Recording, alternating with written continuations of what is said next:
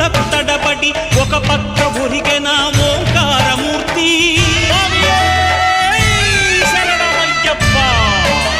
స్వాములందరూ తనకు సాయము కాగా ధీమంతుడై లేచె ఆ కన్య స్వామి.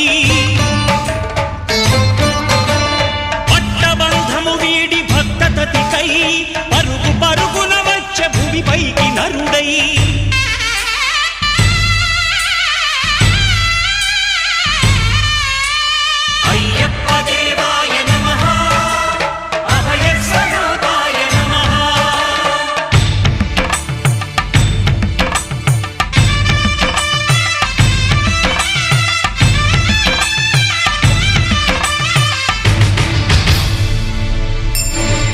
ఘోరకీకారణ్య సంసార యాత్రికుల శరణు ఘోషలు విని రోజు శబరీష.